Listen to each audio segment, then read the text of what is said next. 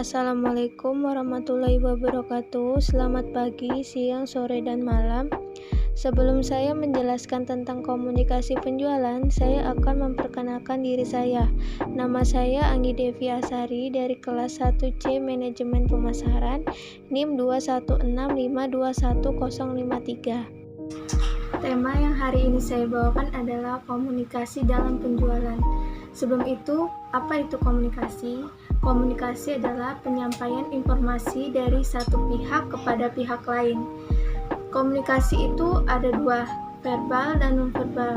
Verbal itu menyampaikan informasi secara lisan atau tulisan, yang dimana kalau lisan itu berbicara langsung kepada orang, sedangkan tulisan itu melalui SMS atau media sosial seperti Facebook, WA, Instagram, atau Twitter. Sedangkan nonverbal itu menyampaikan informasi tanpa mengucapkan kata atau berbicara, tetapi menggunakan gerakan atau isyarat seperti ekspresi wajah, gestur, bahasa tubuh, sentuhan, dan penampilan. Nah, yang pertama saya akan jelaskan adalah ekspresi wajah. Ekspresi wajah ini penting bagi komunikasi nonverbal karena banyak menyampaikan informasi lewat ekspresi. Hal pertama yang dilihat itu pasti ekspresi, bahkan sebelum kita bicara. Pasalnya saat misalnya kita menunjukkan wajah cemberut, pasti membuat orang lain terganggu. Maka dari itu, kita tunjukkan ekspresi tersenyum atau bahagia agar orang tidak terganggu atau tersinggung. Itulah mengapa menjaga ekspresi wajah itu sama pentingnya menjaga perkataan saat bicara. Kedua yang akan saya jelaskan adalah tentang gestur. Contoh komunikasi nonverbal yang wajib kita pahami karena biasanya terjadi secara sengaja atau tidak sengaja. Misalnya dalam dunia kerja, gestur itu menjadi perhatian saat kita sedang berbicara dengan atasan atau klien. Selain itu juga gestur mengacungkan tangan saat akan bertanya waktu rapat menunjukkan bahwa kita atau kamu sopan karena tidak memotong pembicaraan orang lain. Ketiga, itu bahasa tubuh. Cara seseorang menempatkan tubuh mereka secara alami tergantung situasi, lingkungan, juga kondisi, dan juga bagaimana perasaannya. Contohnya, orang menyilangkan tangan dan mengerutkan dahi, itu kemungkinan ia sedang kesal atau marah. Dengan orang lain tidak hanya ucapan yang perlu dijaga, tapi bahasa tubuh juga harus diperhatikan.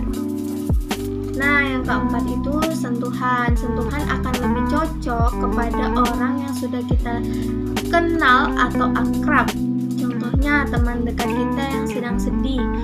Maka kita bisa nih menunjukkan perhatian seperti memegang tangannya atau mengusap punggungnya. Jika kita melakukan sentuhan kepada orang yang belum kita kenal, itu akan merasa canggung. Maka dari itu, lakukan kepada orang yang lebih kita kenal atau yang lebih akrab atau lebih dekat lah, karena ini digunakan sebagai dukungan atau perhatian atau juga bisa berikan kenyamanan kepada orang lain. Nah, yang terakhir itu ada penampilan yang ditunjukkan dari segi model atau warna, dari atas rambut atau yang memakai jilbab dari atas jilbab sampai bawah kaki. Misalnya nih, saat interview kerja, tentunya penampilan juga harus diperhatikan kan, karena akan dinilai oleh rekruter. Jangan sampai kamu memberikan kesan yang kurang baik atau buruk kepada rekruter karena penampilan yang kurang rapi. Jadi saat kamu menggabungkan kedua jenis antara verbal dan non-verbal dengan baik, maka akan meningkatkan skill komunikasi yang berpengaruh terhadap penjualan atau karirmu. Pasalnya, ekspresi, gestur tubuh, nada suara, hingga tatapan juga akan diperhatikan. Proses komunikasi. Yang pertama itu ada encoder. Kita berbicara kepada orang lain dan menyampaikan pesan secara verbal atau nonverbal. Setelah itu terjadi decoder. Mereka menerima pesan yang kita berikan, setelah itu menafsirkan dan mengirim kembali ke kita secara verbal atau nonverbal. Setelah itu terjadilah komunikasi. Kita menanggapi juga dengan verbal atau nonverbal. Memasuki komunikasi penjualan, perlu kalian ketahui tentang 7C. Yang pertama, completeness atau kelengkapan.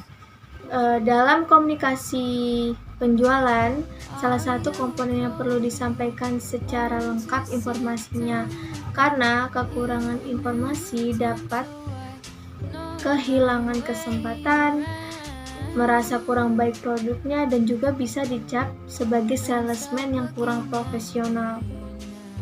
Conciseness atau singkatan itu walaupun memberikan informasi secara lengkap, bukan berarti bertele-tele. Prinsipnya itu singkat, padat, jelas, dan mudah dimengerti oleh calon konsumen.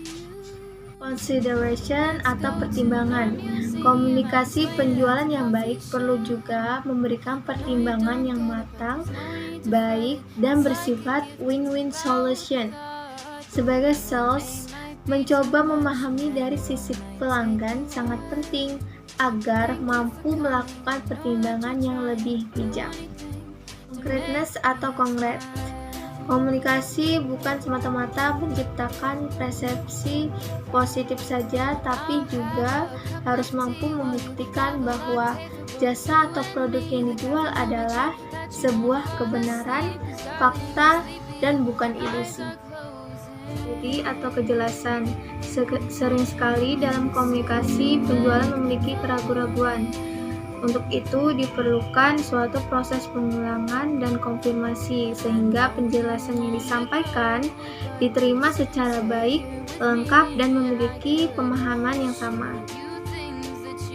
Courtesy atau kesopanan. Selain kelima komunikasi penjualan yang saya sampaikan tadi, perlu juga komunikasi penjualan yang dibungkus secara sopan, karena akan menambahkan nilai lebih dalam proses penjualan. Karena kesopanan yang kita terapkan dan pelanggan pun nyaman. Yang terakhir adalah correctness atau ketelitian. Pentingnya melakukan sesuatu secara teliti, mulai penyebutan nama, alamat, nama perusahaan, spesifikasi produk, harga, diskon, janji-janji yang kita tawarkan saat penjualan, dan sebagainya. Berikut adalah praktek komunikasi penjualan tentang produk dari Nivea. Assalamualaikum warahmatullahi wabarakatuh. Selamat pagi. Perkenalkan, saya Anggi Deviasari dari PT Beiersdorf Indonesia. Tujuan saya di sini ingin memperkenalkan sebuah produk dari Nivea, yaitu body serum. Namanya Extra White Body Serum Care and Protect yang dapat mencerahkan kulit kering dan kusam. Sebelum saya memperkenalkan produk ini, saya ingin menunjukkan video berikut. Saat ini kulitku butuh perawatan ekstra. Ini bukan lotion, tapi serum yang ekstra merawat kulit. Nivea Care and Protect Body Serum dengan perlindungan UV dan vitamin C, tidak lengket, cepat meresap, kulitku tetap sehat dan lebih cerah. Sebelum memutuskan body serum yang cocok untuk kulit Anda, mari kita kenali kulit kita terlebih dahulu.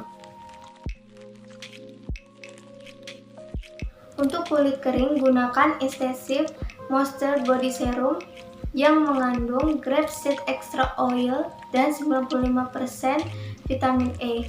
Grapeseed extra oil ini mengandung antioksidan yang dapat membuat kulit kita lebih sehat, dan antioksidan ini untuk penangkal radikal bebas.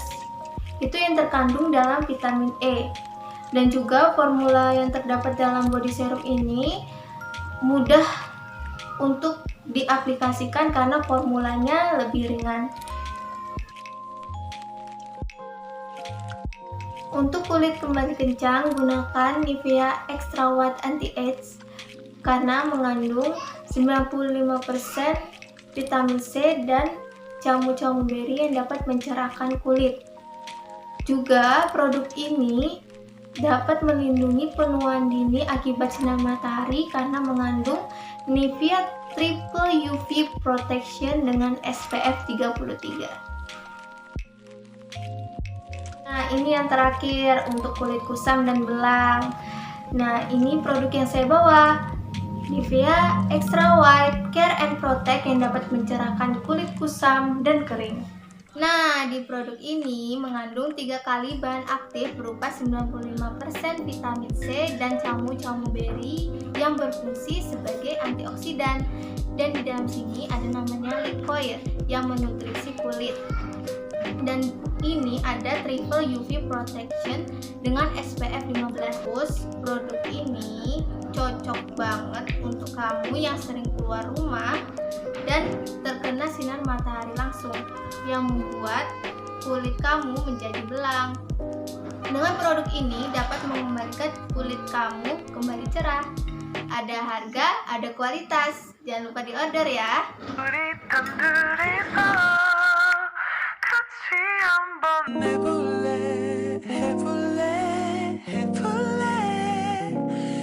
여기저기 가기 걷기 놀기 먹기 이 세상 끝까지.